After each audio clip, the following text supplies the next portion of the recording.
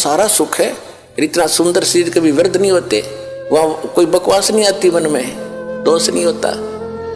जब आत्मा निर्मल हो जाती है, विकार होते ही नहीं, बकवाद करने की इच्छा ही नहीं बनती, तो ज्ञान से अब परमात्मा ने ये शिक्षा इसलिए दी हमारे को कि हम जो मैं बताऊंगा, परमात्मा ने कहा था कि जो ज्ञान हम देंगे फिर हम अपना एक दास भेजेंगे।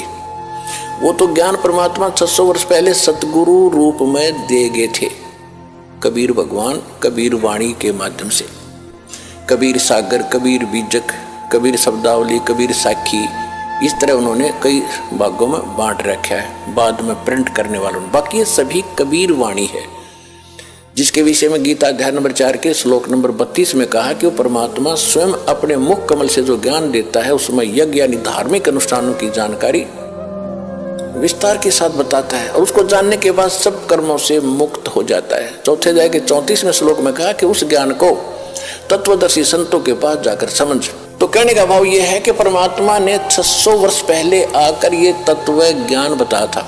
तो जब काल से बात हुई थी और परमात्मा अपने जोगजीत पुत्र के रूप में आए थे, जब काल के लोक में प्रवेश किया, किस लिए आए थे?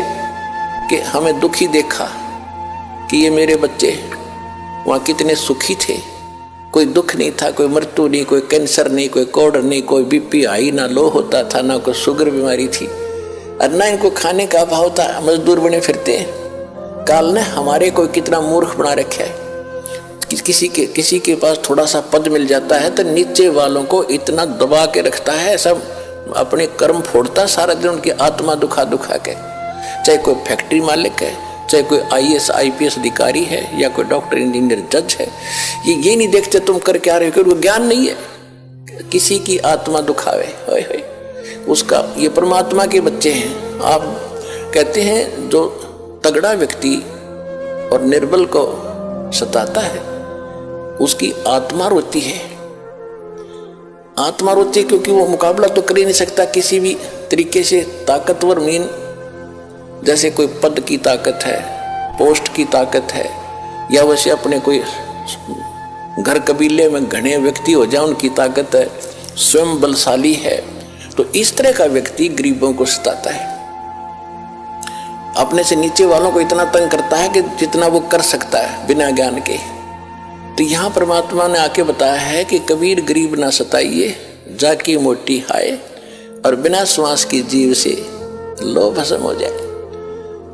देखो, कहते हैं गरीब को ना सताना, आपकी ये हालत हो जाएगी, क्योंकि वो तो जीवित श्वास है, आत्मा से उसका कनेक्शन है, रो रहा है, उसकी आत्मा दुखी है, तो उसको जरूर प्रतिफल मिलेगा, 2 दिन पीछे मिल जाएगा।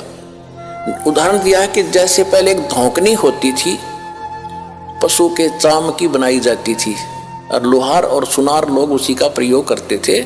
उसमें ऐसे एक हैंडल सा लगा लेते थे, उसको पकड़ के ऐसे करते थे, आगे उसका एक छोटा सा सुराख होता था उस चमड़े में, और वहीं से वो हवा लेती थी और फिर ऐसे छोड़ते थे, तो वो हवा फूंक मारती थी अग्नि में, ऐरन में, जहाँ पर लोहे को गर्म किया जाता था, पिघलाया जाता था।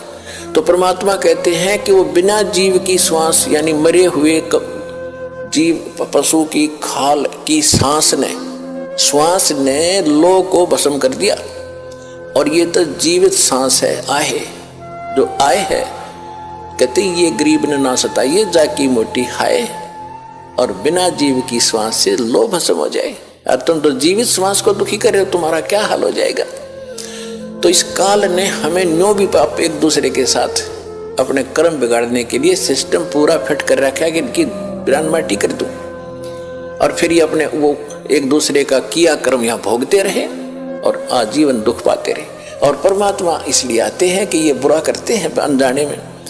आज किसी की चोरी की, निंदा की, उसका अगले जन्म में फिर देना पड़ता है। कोई दामाद बनकर लेगा, बेटी भी लेगा, धन भी लेगा, और फिर मर जाएगा, और बेटी विधवा होगी, फिर उसके पालन पोषण में बच्चों के लागा रहेगा वो मूर्ख। तो ये तो यहाँ का की व्यवस्था है, इसको समझना पड़ेगा। और उसी को समझाने के लिए भगवान आए कि मेरे बच्चे देख कितने दुखी हो गए, इनको वहाँ कोई अभाव नहीं था, देख किसी अक्ल मारी गई इनकी। तो जिस माता पिता के बालक बिगड़ जाए किसी कारण से भी, उसको चैन नहीं पड़ता, जब तक उसकी पार बसाओगे न सोचेगा ये कभी सुधरे और वापस आ जा और फिर मैं सीने से लगा लूँ, इनको सारी संपत्ति दे दूँ, मैंने क्या करना है। तो वो हमारा पिता है। हम गलत आदमी इस काल के आके फंस गए। ये गंदा आदमी है, ये कति झूठा कपटी हर तरह से हमें मूर्ख बनाकर यहाँ पर फांस रहा है। इसको श्राप लगा 1 लाख मनुष्य शरीरधारी प्राणियों का।